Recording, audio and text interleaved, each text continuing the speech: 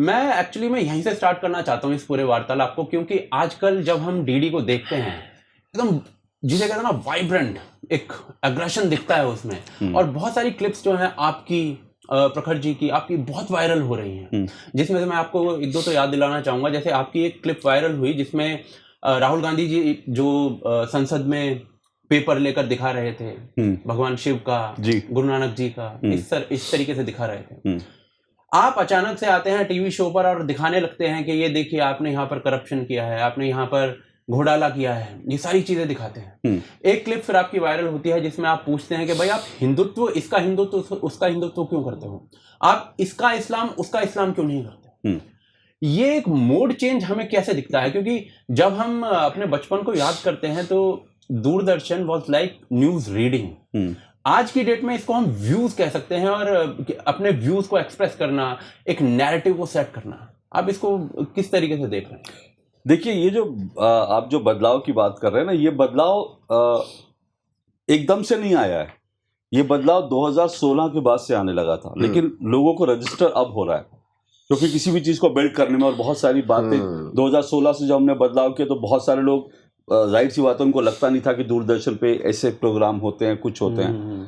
ये बदलाव 2016 में तब हुआ था जब दिल्ली में जेएनयू के अंदर नारे लगे थे, भारत तेरे टुकड़े होंगे इंशाअल्लाह इंशाअल्लाह। ये जो आप नैरेटिव की बात कर रहे हैं ना, उस दिन मुझे पहली बार एहसास हुआ कि ये जो लड़ाई है भारत को तोड़ने की, ये हमारे दरवाजे तक पहुंच गई है। मैं जहां बैठा हूं, हम लोग जहां बैठे हैं, यहाँ से 20 किलोमीटर पर अगर नारे लग रहे हैं भारत तेरे टुकड़े, और युवाओं वहाँ के बीच नारे लग रहे हैं दिल्ली यूनिवर्सिटी के अंदर, जेएनयू में, दिल्ली की एक यूनिवर्सिटी में, तो मुझे लगा कि ये वैचारिक लड़ाई शुरू हो गई है।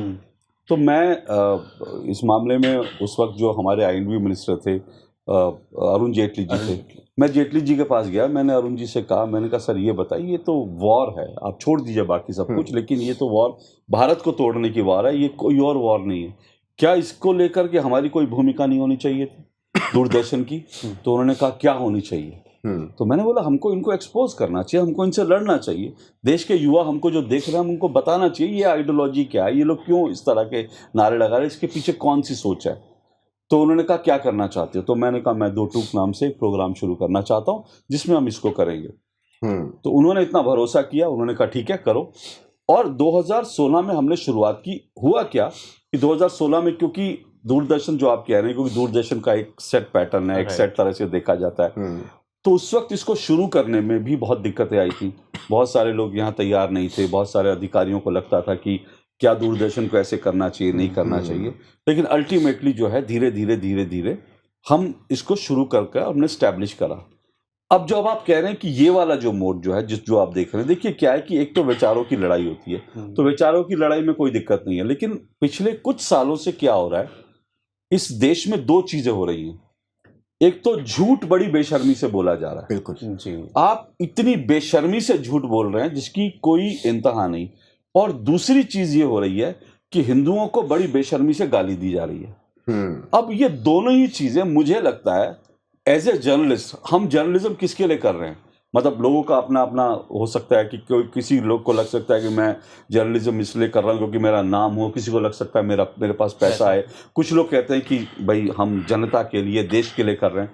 तो अलग अलग मत हो सकते हैं। मैं मानता हूँ मैं ये पत्रकारिता जो कर रहा हूँ, मैं देश के लिए कर रहा हूँ, और मेरी देश के प्रति कुछ जिम्मेदारी बनती है। तो जब मैंने देखा कि झूठ पर झूठ आ रहे हैं और उन झूठ को देश का मीडिया भी काउंटर नहीं कर रहा है, मतलब हैरानी ये होती है कि देश का इतना सशक्त मीडिया है और उस झूठ को काउंटर नहीं कर रहा मीडिया, तो मुझे लगा कि भाई अब जो है, अब हिट करने का समय आ गया। दूसरी बात, कोई बड़े आराम से आता है, हिंदुओं को गाली दे देता है। अगर मैं कह रहा हूं, अगर मेरी पत्रकारिता आम जन के लिए, तो इस देश का आम जन कौन है? इस देश का आम जन वो 80% हिंदू है ना। उसको रोज गालियां दे कोई, किसी की क्या हैसियत है, किसी की क्यों औकात है, और किसी की कैसे ऐसा दुस्साहस हो जाता है कि वो आए दिन हिंदुओं को गाली दे दे। तो मुझे लगा कि अब इससे टकराने का वक्त आ गया। और टकराना भी कैसे? एक जर्नलिस्ट को टकराना क्या होता है? एक जर्नलिस्ट का टकराना होता है तथ्यों के साथ, फैक्ट्स के साथ। तो मुझे लगा वो फैक्ट्स जनता में लाने चाहिए। मैं वही फैक्ट्स जनता के बीच लाने की कोशिश कर रहा हूं। अब इसमें कई बार जो है बहुत अगर टकराव होता है ना, तो वो क्यों होता है उसका भी आपको रीजन बताता हूँ। आप अगर तमाम टेलीविजन चैनल देखें और आप अगर 2-2 को देखेंगे तो एक बड़ा डिफरेंट, जो मुझे आज भी कोई कह रहा था, क्या होता है कि नेताओं की एक आदत होती है, वो सवाल कुछ होगा जवाब कुछ देंगे, हाँ झूठ बोलेंगे झूठ से चले जाएंगे। जलेबी हाँ, मतलब जलेबी बनाने लगते हैं, एग्जैक्टली वो जलेबी बनाते हैं। मैं देखता हूँ कि किसी चैनल पर भी कोई जलेबी बनाता है ना नेता, तो उसको छोड़ दिया जाता है, मतलब एंकर का भी काउंटर नहीं, क्योंकि अलग अलग तरह का डर है। मैं अभी ये कह चुका हूँ और इस पर मुझे आगे बात करेंगे कि इस देश में मीडिया में डर है, लेकिन डर सरकार का नहीं है, डर विपक्ष का है आज। अच्छा। तो ये इस देश में मीडिया इस वक्त डरा हुआ है। तो मैं देखता हूँ कि सवाल ही नहीं करते। तो मैंने ये भूमिका बांधी, मैंने कहा मैं एक सवाल को 1 बार 2 बार 4 बार पूछूंगा, आवाज ऊंची करके पूछूंगा, और उसके बाद जब ये रजिस्टर हो जाएगा कि फलाना नेता झूठ बोल करके इस सवाल का जवाब नहीं, तब मैं आगे बढ़ जाऊंगा। तो मैं इसलिए ये पूरा का पूरा मोड दिख रहा है, और मुझे लगता है एज ए जर्नलिस्ट, मुझे लगता है ये आज की जरूरत है।